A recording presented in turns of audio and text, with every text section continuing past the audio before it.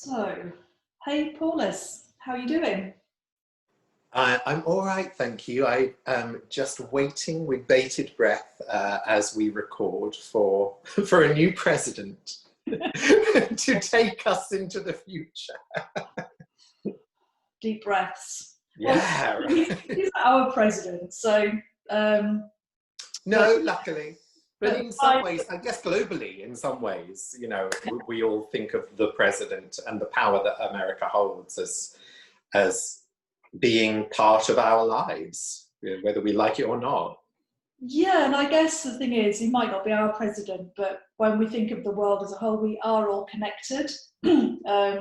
This vibration that he gives off, we feel it, even though it's in another continent, let alone another country, across water. We have a choice about a lot of things, most stuff that we engage with, but there's also white noise, isn't it? That's always kind of going on, and it will be really lovely to hear something different, I think. Oh, yeah, absolutely. Do you think that Joe Biden and Kamala Harris, do you think they're doing yoga, preparing themselves Well, for I'm the sure. inauguration?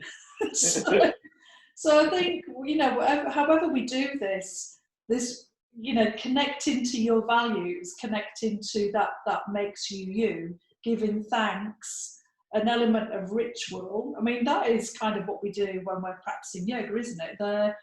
They're doing it in a church, but they're doing Yeah, that. They are, yeah, they're taking time out to be intentional about the way, and also that intention is setting a precedence, if you like, for the way that they will conduct themselves going forward. So I think in that respect, there's a lot to be said, because one of my passions is really living with intentions and honouring all those aspects that make you who you are, and this is on a world platform, and people see that's what people see. And I so just we can, so even if one doesn't buy into, or perhaps even thinks that it's a waste of money to have a huge inauguration where Lady Gaga sings and there's all this pomp and ceremony, there's something, is there to be said for this is my intention setting before the next 4 years with you all, maybe 8 years? And I've never really thought about it like Well, that is really what they do, isn't it? That's what they're doing. And I think also the act of the celebration, that however they do this time, I don't know. It's a bit like, if when you go to a country like India, for example, that has massive like parties, like elephants come out, everyone's dressed up, there's flowers everywhere, there's colour, and it's just that. say it's Ganesha's birthday or whatever it might be. So, and the whole community's out there singing and dancing, celebrating, and like I love full moons and new moons and things, and I use those as pointers for a day when I might just reflect again and just go like, okay, right, just think about where I'm going, what's new, what's coming, what am I full of, what, like just take that time. You go to India or Thailand or somewhere, you have like big parties for the full moon. Hey, 12 a year, more. You did say elephants, didn't you? Yeah. Bring out the elephant. Bring out the elephants. Let's have a party. I've got this idea that, well, there's got to be someone that like looks after these elephants in between the parties. Can you imagine that as a job? They're never resting, those elephants. It's just they're in it. They're flowing on party mania. They love it. They love it. So so I think there's it's like shaking the it's bringing in the changes, isn't it? It's like shaking out what's gone, making a big announcement, a big procession. Like in the days of like kings and queens of old, there had to be this pomp and ceremony, didn't there? Yeah. We're so sort of like muted on this now, aren't we? We're so sort of like, oh yeah, it's just going on. I think what's difficult for me is when it comes to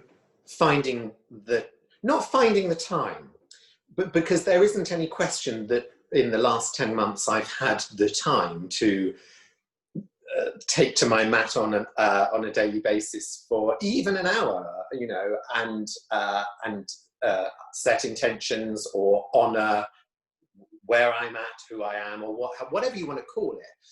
But I am struck constantly, and it hasn't changed sadly during any of our lockdowns or the last 10 months, by the amount of excuses I will make in my head to not give myself that gift. And I like nice things. I like to eat well. I like to buy nice things. I like to be surrounded by pretty things. All of these things, you know.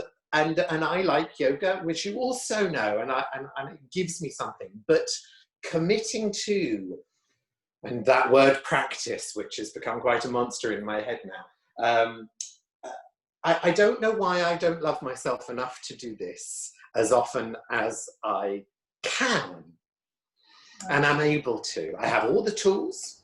I can do it, as you know, I can do it on my own if I need to, when I can't see someone wonderful like you, and I can go online and do an online class. But it's astonishing to me, even after all these years, how there's got to be something about me that doesn't think I deserve it. Because it's not like it's not running for an hour. It's not like I'm incapable of it physically. But I'm still bad when it comes to that. Well, I wouldn't beat yourself up on that one at all, because I last year I did helped a few people, and they helped me as well. We called it an accountability program. So Each week we set a task for, like, I did one, they did one, you know, just one thing, and we'd have to check in the week next week to see if we'd done it, and also, you know, what kind of came up, we'd talk about it. And one of the things was resistance, you know, just that resistance, and going like, yeah, I've got the staff, I've got the mat, I've got whatever, you know, I have a yoga room, I am Madonna, I've got all this gorgeous space. And that's why I was saying only Madonna has a yoga room. Yeah, I don't use it, you know, so whatever it might be, whatever that task is, no matter how small it is or how big, you're going to resist it. It seems to be that is normal. Okay. And then you kind of work through it. So every week we did this. Every week we went, it kind of this, like Monday, Tuesdays, it's like, God, right. Wednesday, thinking of excuses to say at the meeting, like, I want to do it because, you know, I had like X, Y, and Z, or, you know, whatever. And of course, if you were going to hear that, you go like, okay, that's fine, but maybe we'll just reset it for next week then. But everybody, me and myself included, did actually deliver each week. But, you know, I think you kind of have to want it, because I've tried to do this with other people that I could see were struggling, and around things that I was struggling with as well. And I go like, hey, let's be accountability buddies. Let's just check in purposely, not to just chat and gossip, but to talk about this thing that we're going to do. And you could see them just fall off the wagon completely. Like, yeah, I mean, the idea talking about it. Yeah, no, just the idea of being in a group like that, or just doing it with one person. As soon as you mentioned it, something inside me was like, please, God, don't invite me to join one of those things. I don't do them in groups. I'm not. But I think it's useful. So when you hear, so one of the things that I said to my students, like all of them in lockdown at this point, is like, when you hear someone saying, I really want to do this, you know, I want to, you know, like, this is something I want to do, that's your opportunity to go like, okay, let me hold you accountable to it. Let me help you. And it's not that you have the answers to their issues. You're just holding a space for them to check in and just go like, okay, how are you getting on with that?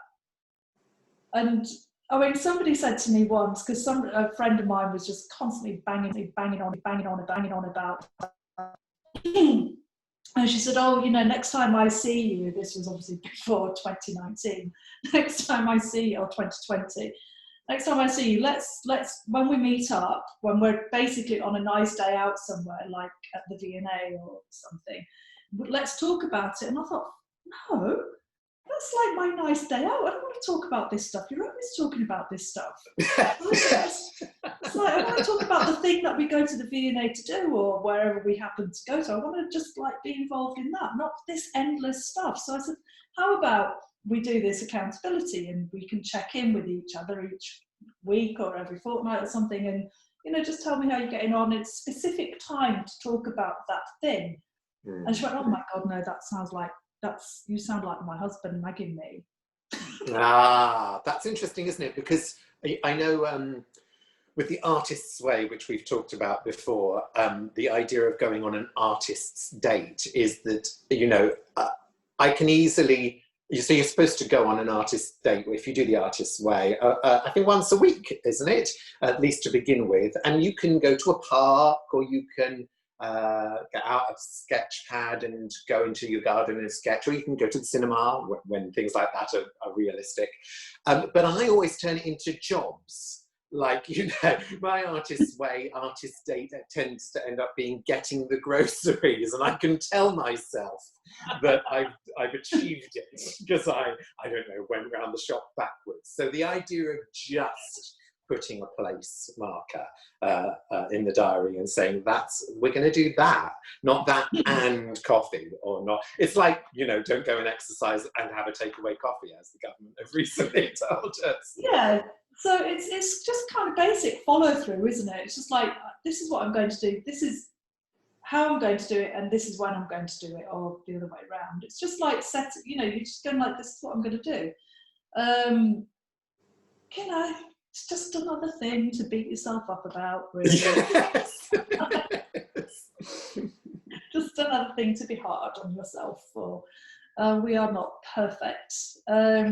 Or we're not perfect enough. And also that kind of feeds into, just finishing off this little round of interesting chat, is when we have high standards ourselves, we set ourselves these really high standards, it's really difficult to be less than that.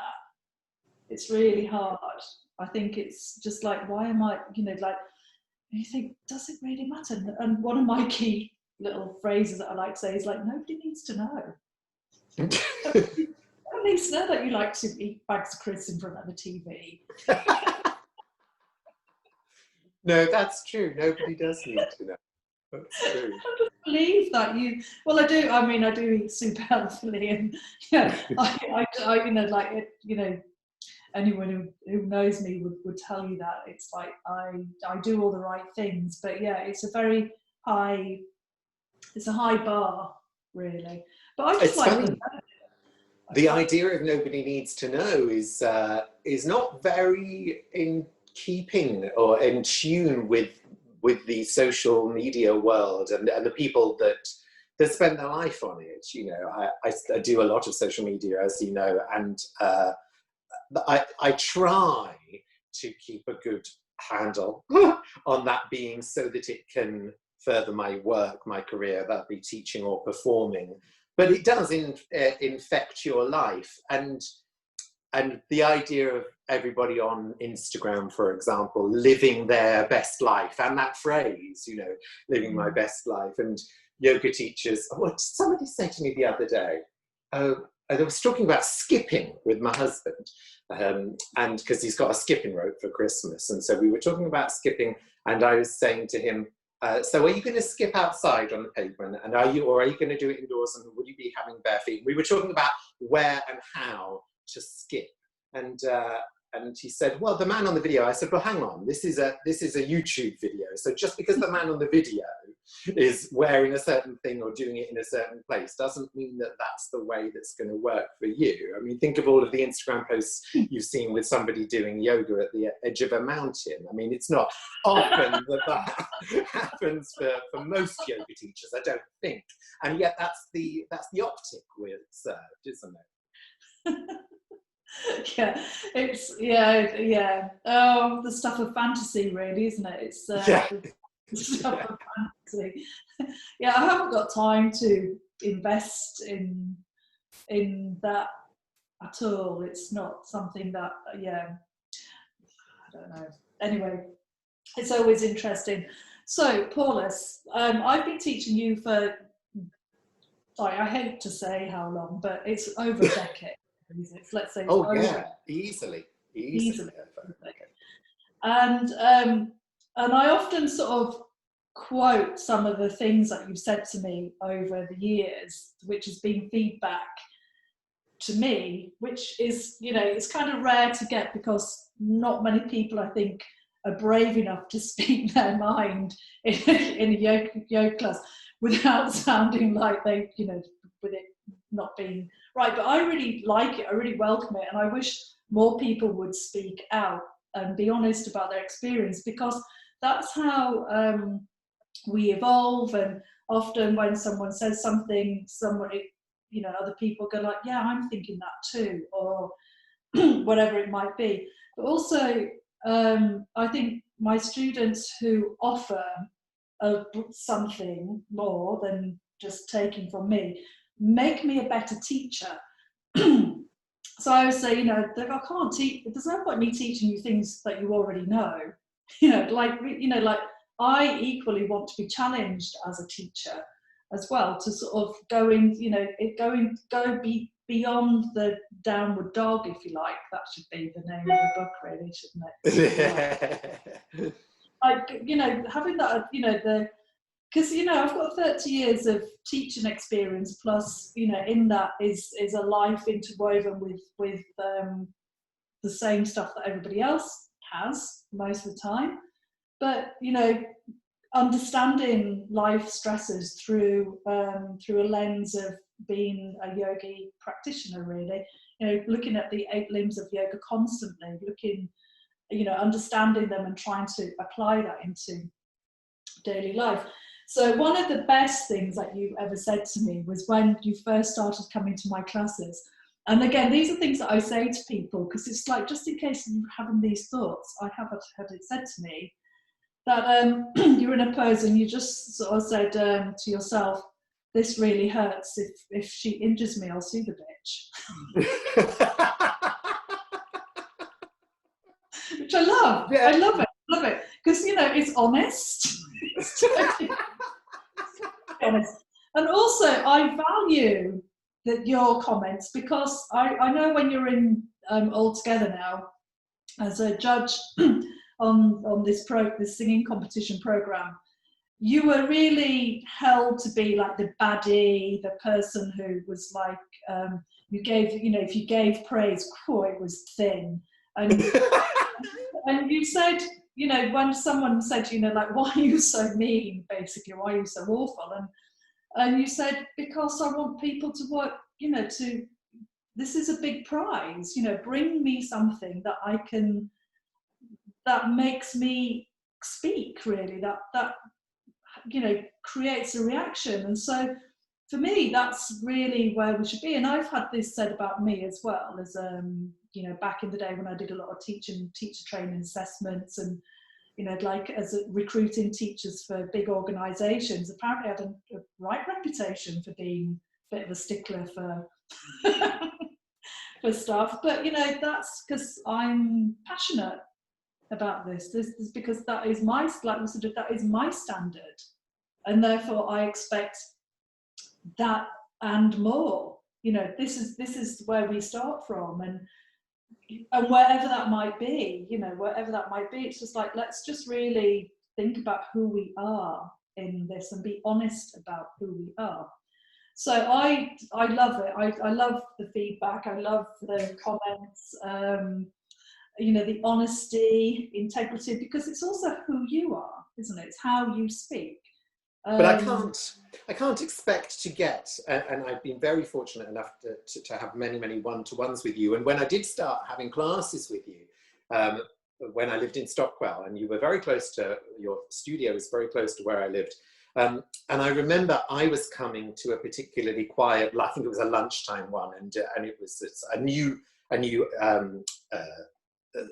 hour that you were offering on your timetable, and it was slow to pick up. So sometimes you just stayed and taught me, and I still only paid the tenner. I mean, it was an astonishingly privilege for me to get that much time with you. And when I first started working with you, I was leaving the remnants of 20 years of fear and very bad times with my knees, both knees. And that's because I never built up any muscles around my patellas. And so I would get into situations with lots of people, choreographers and sports teachers. So this goes way back to PE when you're a 10-year-old. And with you and that pose and that comment that I made, that was the first person ever, it took 20 years-ish, to just call me on my bullshit. And basically, you didn't say, that's just an excuse that you're using. But you pretty much said, that's just an excuse you're using. Yeah, and I thought, I have to shit or get off the pot here. And if it goes wrong, we'll call the ambulance and I'll sue her. But my husband and I, my husband is taught by you as well, and we talk about you a lot. You're called Lisa, please explain in our house, which is actually a Simpsons reference. And he had a similar, I think he's still going through it, but he had a similar sort of threshold of she won't let me get away with this. I mean, I can say this and it won't matter. I can say that and it won't matter. And he's having the same experience almost 20 years later, which is delightful. But I think when people don't want to have a dialogue with a practitioner, there's something really short-sighted about it. When you started speaking about that a moment ago, I was reminded of a dear friend from drama school who was a genuinely talented reader of tarot cards. And I think that she was well worth spending some time and money with to explore where I was at with my life. And I don't think of it in any more sort of woo-woo way than that. I have my woo-woo moments, but that's what I thought. Jenny, with the help of these cards, spending some time with her and them is always worthwhile. And I think that, like my relationship with you, the one I had with Jenny, who I'm still friendly with, is because I joined in, I took part, and we discussed things. Do you know how some people with tarot readers, they're like, well, I'm not saying anything, because everything you say, they pick up on, and then they use it, you know, and you end up just telling them your life story, and they reword it, and people think it's just a parlour game, a trick.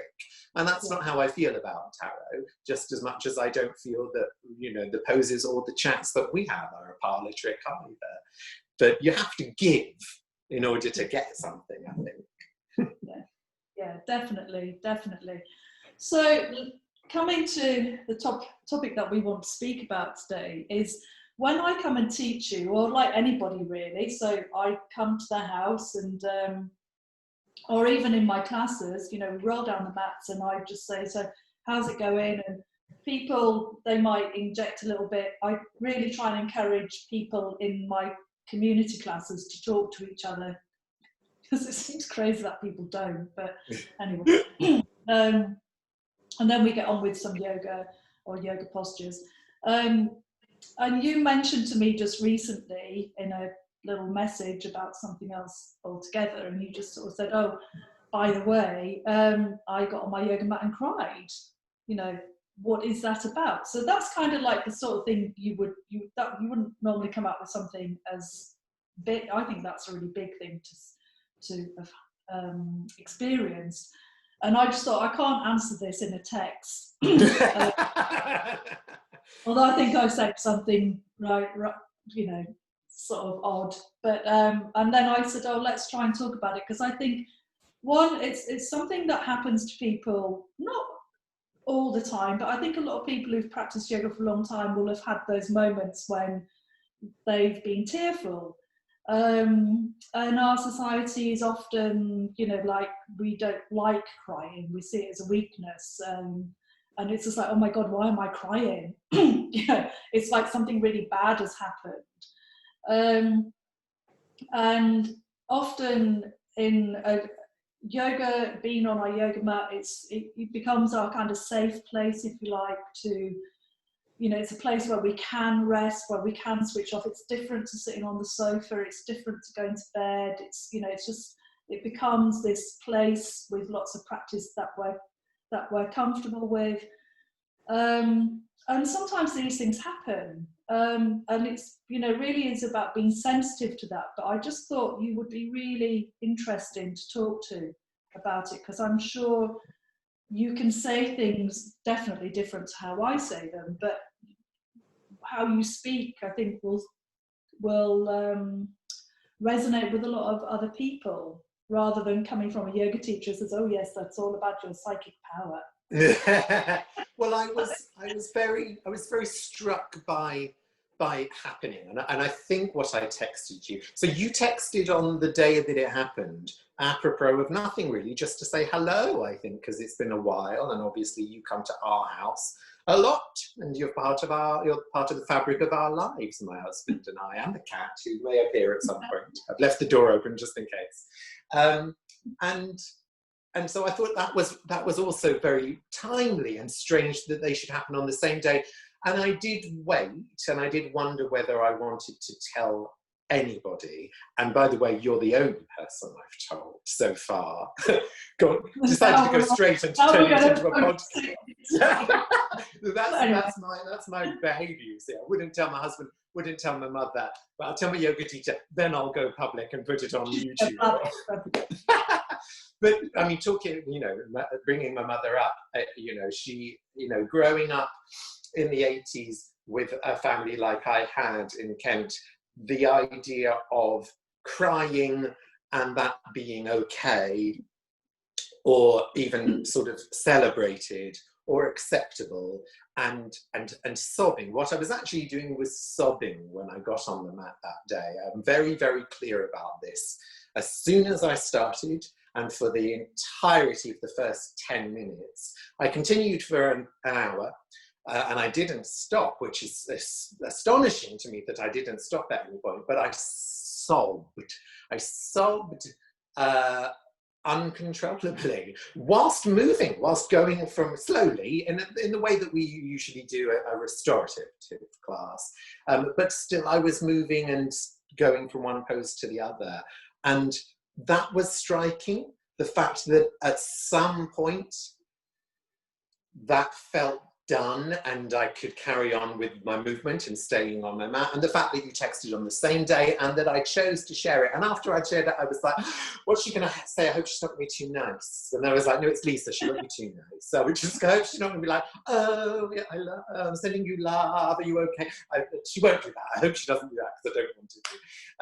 But I think I said in my message, you know, I sobbed today on my yoga mat. Is crying yoga a thing? Because I know yoga laughing. There are classes in it, isn't there? Yeah, there are. I'm just going to look, because I thought I was quite proud of what I said to you. That was, so I'm just going to try and find it. But I can't without, I don't want to get distracted, but yeah, I did say something sort of witty. Yeah, you're not going to get, oh, there. Sorry to hear that. Well, I think on some level I must have known that, which is why I told you. Yeah, it was kind of scary, I guess. But yeah, what were you going to say? No, well, that was it. So how did it make you feel? How were you, so, you know, like, just talk me through how, you know, I would imagine it took you by surprise. So tremendously. Yeah, I was taken tremendously by surprise. I think I was very shocked that it happened. We are obviously, at the time of recording this, we're 10-ish months into the pandemic. And for those people watching that don't know, I'm a self-employed freelance creative. I sing, I tell jokes, put on makeup, I entertain people on stage mostly, but on screen as well. And I teach other creatives. And that, for all the reasons that I'm sure everyone will appreciate, given the virus, has pretty much all been stripped away from me, with just a couple of instances where I've been able to, dodging lockdowns, get back on stage or get back into a classroom. And it seems clear to me that 10 minutes was a mourning of all the things that I have lost. And I'm air quoting because the first thing I grabbed when the gigs all got cancelled in March last year was this very, very worn, much loved quote that I have in my head from Marianne Williamson's A Course in Miracles.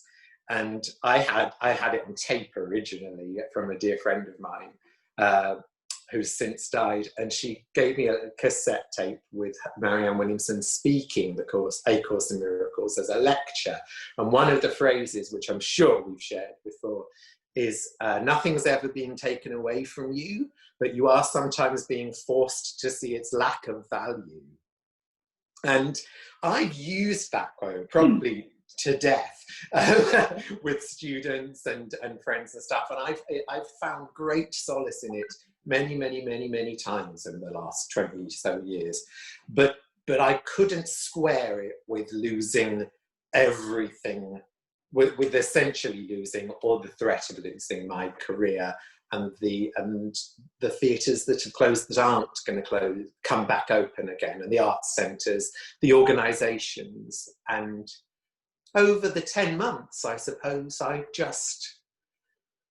don't think I'm alone in this. I think you start to think, well, have I lost it? Do I know how to do it anymore? If I do get the chance to go back into the classroom or onto the stage, well, wherever your platform is, wherever you facilitate, because that's what I feel my job is really, is as a facilitator. Maybe I won't be able to do it anymore. And also, do I want to? And of course, there's far too much time on your hands when you're sat at home with nothing to do for 10 months. So I sadly, Marianne failed me for the first time in 20 years, and it's been like trying to grab a life buoy as you float past in this inky black sea. And I think last week when I sobbed on my mat, it was finally because I'm an utter control freak, PS, in case you didn't know already. I think it was finally a moment of letting go and just honouring what's lost and how little I'm in control of all of that, really. I think. I don't know. Okay, so I think this what was going to be a very small conversation might it's branching out to something that is actually really useful, and I think is useful to lots of people, because what you've just said, I think everyone will relate to, regardless of wherever they might be. I think we are all feeling that from the pandemic, definitely. My daughter and all her community are in theatre, going. Yeah, I have a son at university in his third year, art, creative courses, And Lisa, I don't know if this is a particularly British thing. I think that might have something to do with it. But I have spent quite a lot of time, when you end up on a Zoom call with friends, or you have a phone chat with somebody and people say, how are you doing? And when one could be bothered to answer that question, I can't even be bothered to answer anymore. But I used to, looking back, I used to go straight to, I didn't ever answer the question, I think is what I'm realizing now. I would deflect, and I would talk about the people who do what I do, or in the similar sector of mine, who will clearly have had it harder than me, as if to say, it doesn't matter how I am, because I work with people, and I did on Zoom in July, just like I always do. For a week, I work with drama school students and teach them about cabaret and working without a fourth wall. And the idea of somebody starting there or attempting to start their career now, still paying for that, whatever it might be, 25, 30 grand in fees to do some sort of degree in the arts or equivalent degree. I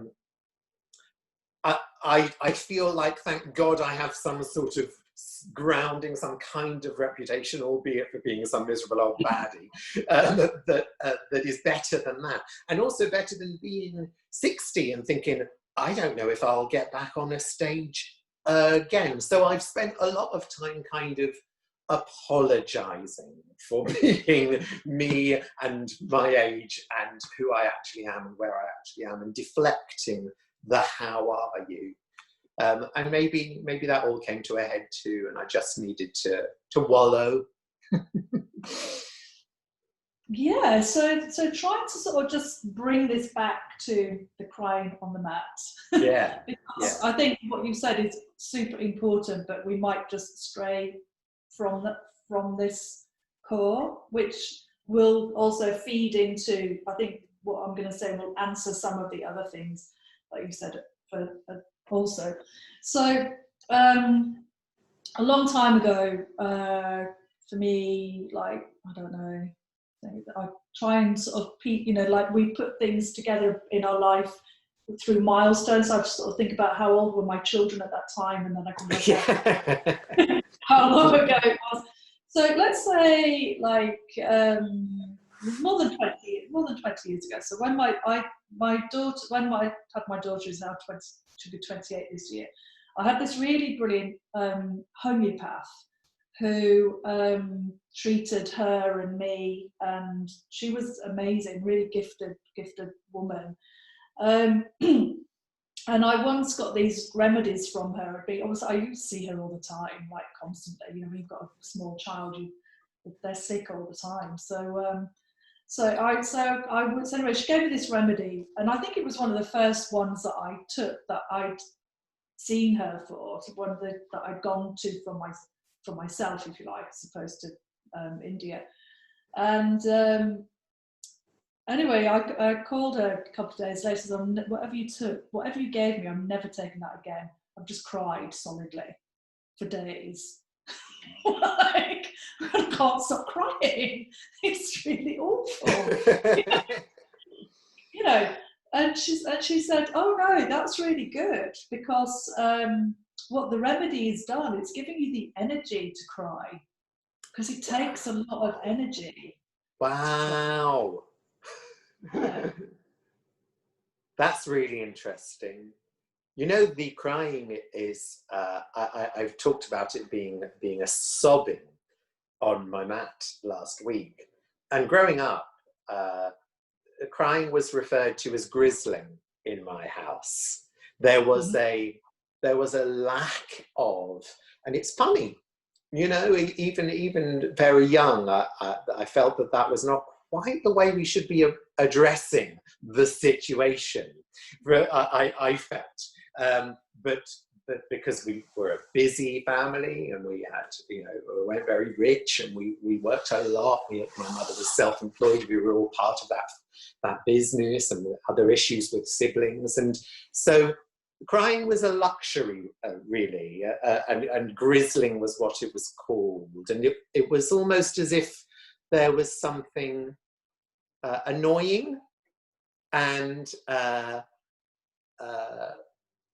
unnecessary and indulgent, definitely self-indulgent, about crying, which led me to suppress it, I suppose, at certain times. And that's why the experience last week was so shocking to me, because I cry at movies.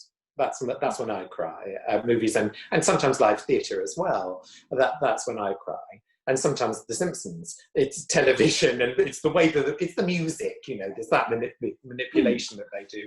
And I don't tend to cry in many other situations. And I'm very glad it happened last week, and that I didn't stop moving, and that I didn't stop myself from crying, that it just sort of was a moment, was a 10-minute moment, but nevertheless. So God knows, how much more there is in there that wants to come out. Well, who knows? But from a couple of things that you said there, and in the previous part of our conversation, was this thing about not being allowed to cry. So I think most of us can relate to this as a child and as a parent. When your kids start crying, I mean, they cry for all sorts of reasons. We cry for all sorts of reasons, and especially as children, we cry for children often cry because there's no other way for them to articulate what is actually going on. But if they cry, get your attention, and then you as the adult says, "Oh, what is the matter? What can I do for you?" But parents ain't got that time. They go, "Shut the fuck up." But I was the youngest of four. Just now. So as like it's so and of an era, past era, how my generation parents is very different to how we were parented, and we've made choices as a generation. Not like we've talked about this. It's like it's a path of evolution, isn't it? It's like, I'm really not going to do this the way that. So if my kid cries, I'm not going to just berate it. I'm going to give it time. We live in a more compassionate society. So, there's this evolution. And older people than us might go like, "God, that kid's so soft, it's always crying." Indulging the crying, So we're caught in this kind of like these waves, aren't we, of like, is it okay to cry? When is it okay to cry? So like I said to you before, as a man, that's another thing as well. Can men cry? Oh God, yeah, absolutely, yeah. There's so crying is this huge subject, and it's just brought up all this stuff of like this, memory of childhood, and also again, I think this is generational. So I'd say respectfully, like when we were younger, we weren't necessarily valued, not in the way that, like, again, my generation value our children, and the way that we invest in them, and it could be like overindulgence. It's a very difficult line to sort of tread, definitely. But we come from, like, I'm from the north, and there's no time for like. It's just like get back down the mine, you snivelling little snitch. Like, I'm the youngest. I've got two older brothers. They're, it was school of hard knocks, really. So you just, you weren't. It's not a sign of. Well, culturally, it has all these different things. So you could, if you want to, choose to go to that place. Okay, but I'm going to go like it's back there, and for me the past is another country. Okay? So keep it in the moment, keep it in the present, and the things that you're talking about, the present reality of the era that we're now living in with a pandemic, then everything that you've just said holds a value to you and will resonate with lots of us. I'd say everybody will find it easy to, you're crying for the world in many ways. It's like we all want to do it, but we're also British, so we've got this stuff still up a little bit going on, like, oh no, we're not going to cry, we're just going to keep calm and carry on. And even though we haven't got an income, even though our lives, all our freedoms have been taken away, even though we're locked up in our homes, we're stoic, and we'll do that. And that's also who we are. So we have the way that we're brought up, we have the way that we are parented, we have the way that we then develop as an adult, we have social structures that we are part of, whether we like it or not.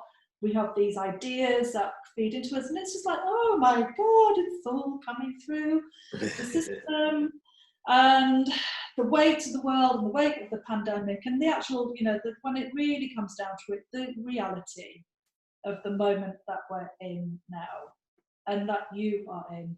And there is, you could say, there is a mourning of a loss of a past. There is good reasons to be upset, but again, we're kind of looking for reasons to cry.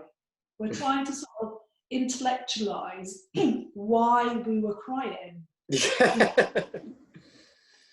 So yeah, there's usually, most of us can kind of find a reason, and it could be a really dark place that you just don't want to go to. It could be like, I know why I'm crying, but I can't admit it yet. I can't say it, because again, you need the strength, you need the, you need whatever it is to sort of leave you, so you can be at peace with it. You have to process it. But I'm also kind of, I kind of reject a lot of like overthinking. So there might be times where you think, actually I do need help, call a therapist, call a coach, like we've all, there are choices that we have available to us. Often it's as simple as speak to a friend, just speak to a friend about it. And or I kind of like, just have a cup of tea and read Grazia. Well, I think you're right. It's like trying to analyze, why did I cry, or did I cry because of yoga? And it's not like there's an answer. Is it? It happened. I'm a human being with feelings. I mean, this is news to a lot of people that have met me, but I am. And I suppose working on my own issues with anger and lashing out at other people, perhaps what I would have done in the past is to leave the mat and go and pick a fight, or even stay on the mat and be angry for the entire hour. But so maybe it's a really great positive sign that my attempts at being a less angry person means that I've made some space for something that for many, many years was taboo and frowned upon. And I am, as a performer, I do try to be emotional and tap into my feelings. And when I work with other entertainers and artists, the idea of sharing something that isn't processed, you said the word processed a minute ago, and sobbing in a way I was on the mat, is, we may want to see your heartfelt rendition of Losing My Mind, but we don't, as an audience, want to feel like that person's out of control, I feel uncomfortable, they look uncomfortable, someone call someone. This is not entertainment. This is really uncomfortable. So I explore that all the time in my work as a teacher and an entertainer. And I guess that means that often when I do cry, and that isn't very often, that there's a veneer to it, or a sheen to it, or the foot is near the brake, if not on the brake, because there's an acceptable version of crying that's tidy enough and processed enough that I can and I'm prepared to, and indeed that my work suggests I should offer. But last week it was none of those things. It was like nothing that had ever that's happened in the last 30 years for me. And cathartic, lovely, and cathartic. Yeah. Don't feel bad, doesn't feel wrong, doesn't feel like I'm out of control. I mean, at the time, for those 10 minutes, there's a little part of my brain going, are you losing your mind? Are we completely out of control now? Have you completely lost it? You don't, that's not what happens to us, is it? Well, so going back again to the action of crying and water coming from your eyes. Yeah. And also when you're sobbing, you get this abdominal contraction, don't you? It's just like, it could be, if you're familiar with yoga breath, it could be like a Bhastrika breath or something, or Kapalabhati. It's like we do that to ourselves to go like, we're going to practice Kapalabhati, and we're going to have a strong, powerful breath, and it's going to do the thing that is the same as crying. And I often say to people when I'm trying to teach something like these deep, quite difficult breathing practices. It's the same as laughing. Yeah. If you laugh and put your hand on your belly and have a little chuckle, it's the same thing. And so sobbing is the same thing. And so the word in yoga is a kriya. So a kriya is to cleanse. It's a cleansing process. So all those breathing practices, all those pranayama practices are kriyas. And you can do, things that might make your eyes water deliberately. Why, like, if you read the Hatha Yoga Pradipika, there's loads of reasons why you should do this, but that's a really old book and we do things differently now. So, but it's also a cleansing.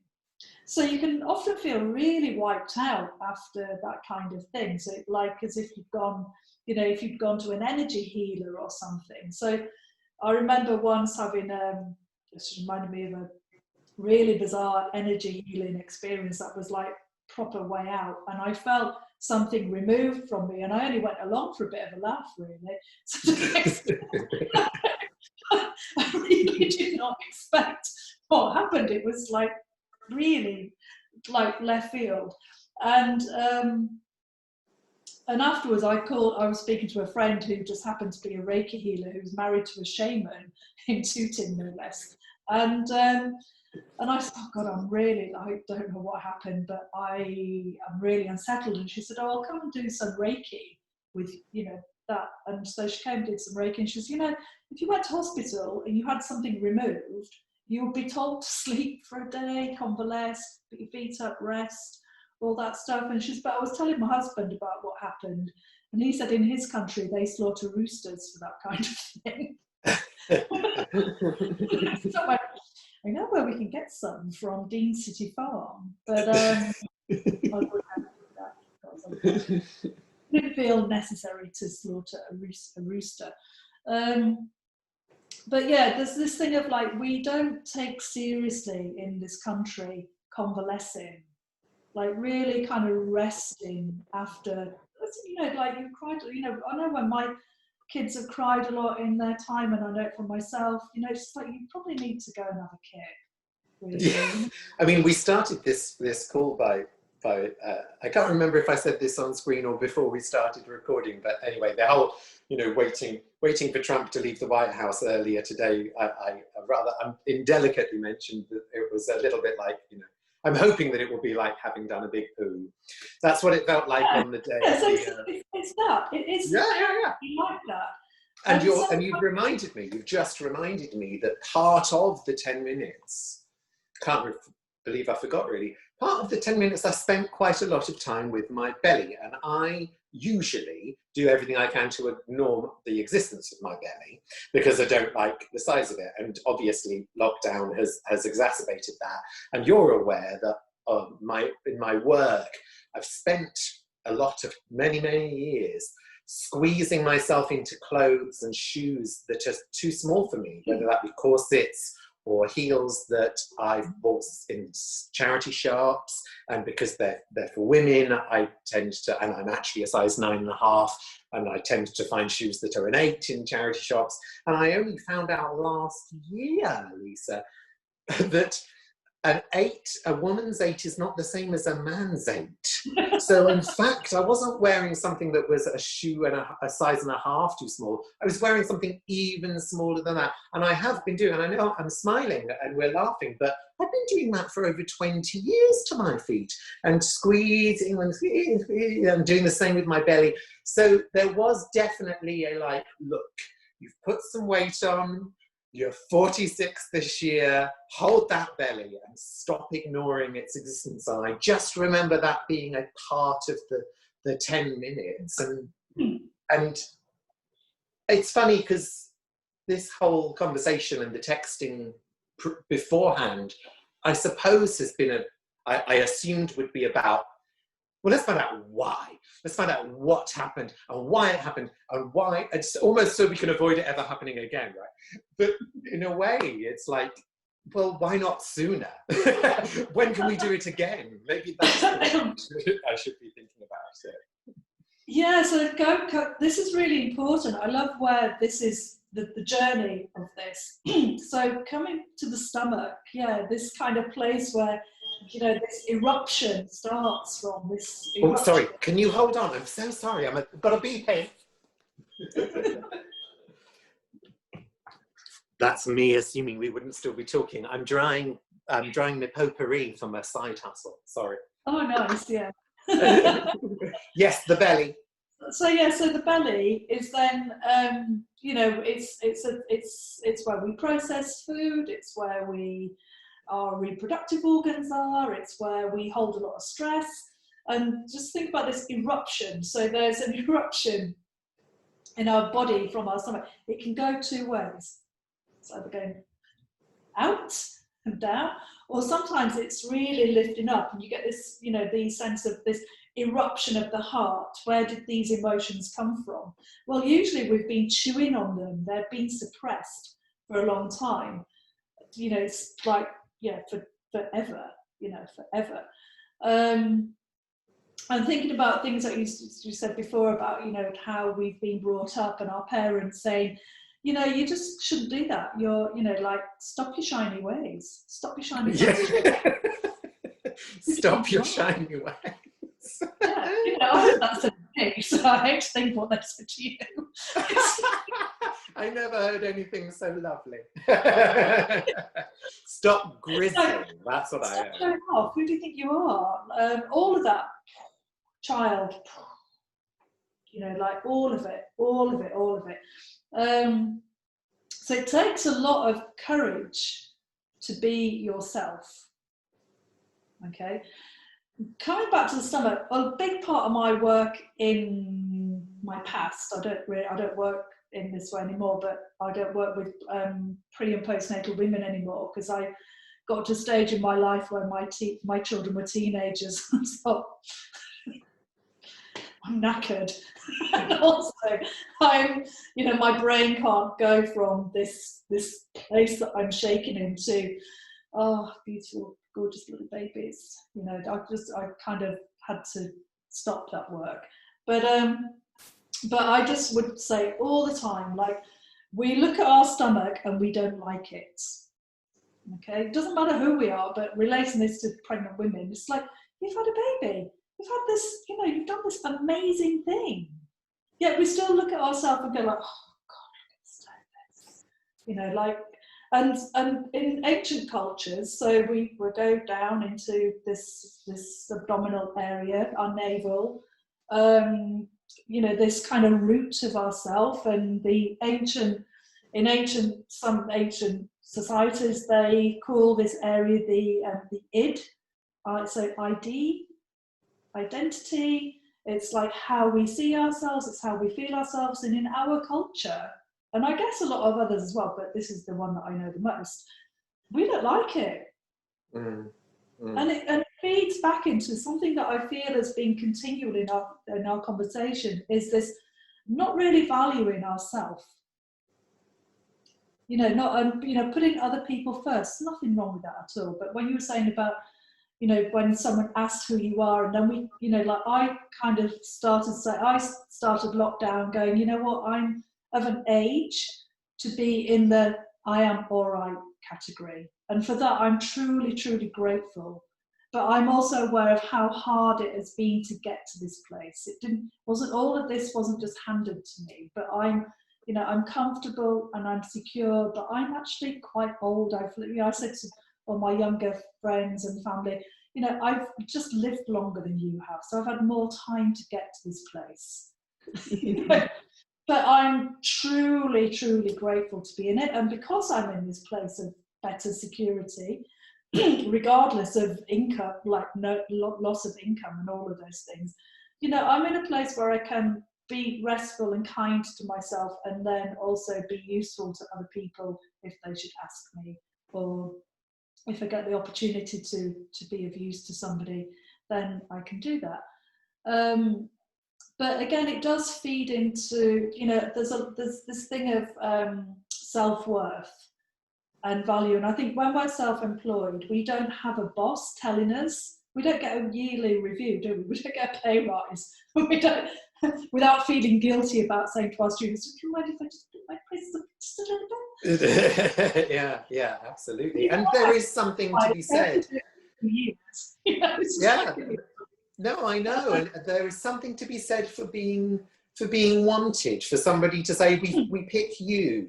We saw some people, a lot of people, and we've decided we want you to be part of a team. And I mean, anybody that saw me on All Together now will know how that goes for me. I'm just one of those kids who's doing his own thing in the corner, and I always have been. I can't toe the party line, and I can't be employed by others but you. And I know that, and I've known that since I was about 30.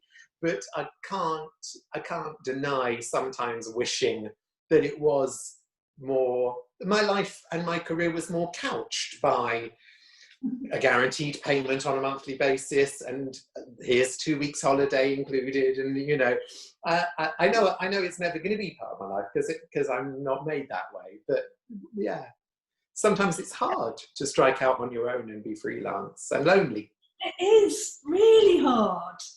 It is really hard, and something that is often said to me, because, you know, like you really, I've been doing this a long time. I have relative success in it, in the fact that I've always been able to pay my bills and I've brought up my children. So, you know, again, for all of that, I'm truly grateful, but it isn't without hard work and showing up and, you know, continual effort of investing in this thing. So but again, you rarely get, it's not like I you know, I don't go looking for praise and feedback. And now in today's world, we have to ask for reviews, and, Yeah. you know, but that seems quite normal now. And it's just like everything's, you know, like people's decisions are based on reviews. I'm a bit old school in this, because I think, you know, like I'm really honoured when I'm recommended to somebody, and they then ask me to come back again. that's you know, that's really where it's at. But it's a bit old school, and I'm very much about direct. When people talk about marketing, I go like, you know, I just talk to people. It's a direct marketing, but also I do contribute to that as well, because I find it interesting as much as anything else. But it's also a bit, you can feel a bit grubby. You've got to find an authentic voice. When we don't have people necessarily to guide us with that at all, to sort of say, yeah, you know, you're doing all right. Whereas if you were in a big company, you'd have a manager, you'd have somebody just, you know, giving you that praise, giving you that feedback, telling you when you've gone off, instead of having to learn about it the expensive way and go like, shit, you know. It's you know, in the depths in the depths of probably the third bottle of wine, whilst out with a friend and a colleague who is also a freelance creative, maybe about 4 years ago or so. So I'm just in my early 40s, and I remember declaring very, very boldly, whilst wine fueled, I was saying to them, you know, if I worked in pretty much any other sector other than the arts, and I worked for as long as I have, as hard as I have, I'd be the CEO of some massive company. And he was like, oh yeah, babes, you know, it's the arts that we're just, you know, there's never enough funding, there's never enough respect, in this country at least. Yeah.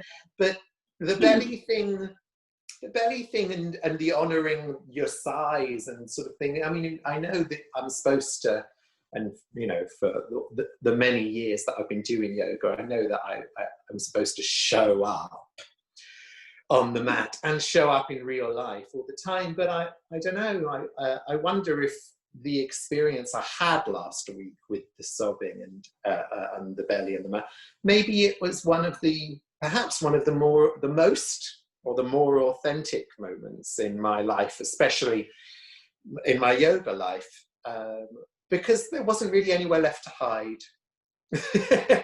You know, and I guess that's when Marianne Williamson's quote does maybe start to have some sort of sense, given the current climate. You know, nothing's ever been taken away from you, but you are sometimes being forced to see its lack of value. I mean, can I translate that into working on the assumption that it will all come back and I'll be back on stage and I'll teach again and I'll be able to put on my new Victoria Wood show around the country. Maybe this is a time, a moment to get to grips with some other things, like what size you actually are, what age you actually are, you know, and your resistance to lots of things. I don't know, maybe it's a good thing. Well, that's kind of acceptance, isn't it? That's like, so I really like you know, we've gone like this, we've gone right round the M25 of our self-development, haven't we? Like, it's really cool, and it has to be done. So, like I said, that answering that question is like, I cried on the mat. What does that mean? It's like, so everything, nothing. Yes, exactly. So as we draw this to a conclusion of like what you've just said is just like, you know, you're seeing yourself as you are, and then, you know, accepting yourself. I mean, we will always go forwards. You know, your Victoria Wood show will come together. We will see it, and I'm going to ask you to do a plug for it in a moment. But but just to kind of finish on this, I'm going to just add in a bit of mindfulness, which will probably just send anyone who's listening to this, and you as well, will go like, oh, oh no. Just like not have this conversation. It's like, it happens. You know, you cry, you had this crying moment. And, you know, in mindfulness, we have this, the subconscious meets the unconscious. And we have a moment where we know what's going on in our mind and we decide what to do on it. And the nice thing that you did is you didn't react on it, because, you know, something from what you said, you know, if you'd had a dog, you'd have kicked it. You'd have picked a fight. So your reactions now are much more measured and calming. So actually your growth is huge, because you are no longer responding and acting in the way that you have in the past, despite the past. Yeah, yeah. Because I guess the takeaway is, and perhaps this means more to other fellas, perhaps fellas who are, you know, a butcher than me, and perhaps that's neither here nor there. But maybe the takeaway is, I sobbed for 10 minutes once in a self-taught yoga class, and I'm fine. And if anything, I'm better, and I survived, and it actually felt really good. And it didn't feel, which is, I think, what I was very afraid of, debilitating, either during or after. I didn't suddenly feel trapped or disabled or terrified. I kind of like, bring it on. When's it going to happen again? It's like, who knows? Who you know, like, none of us know this stuff, do we? It just, all we know is sometimes stuff happens, and it, you know, it's a gift in the present moment, isn't it, to sort of observe yourself and how you are responding to that situation. How, you know, it's like in mindfulness, often this is quite hard for students to understand. It's like you have to see yourself as the observer. You are watching yourself in this moment. And it's all, well, we do all this self-reflection stuff, don't we? We're always looking, you know, we're always going like, oh, I'm going to, you know, think about my things. Isn't it the same thing? But you are knowingly observing yourself. And, you know, from what you've said, what it sounds like is, you know, like you said, you're okay with it. It's just, you know, to just accept this is what happened. You know, we can spend, we've just spent the last hour looking for reasons. Yeah, we have, yeah. And there aren't any. But it's good to acknowledge all these factors, because it's your evolvement of growth. You know, you've come a long way from being a small child to being the age and the size that you are now. But we know that they are just numbers. you know, your true essence has probably never changed. You know, that little child inside who was told not to cry and not to shine and not to show off. Well, now he's here.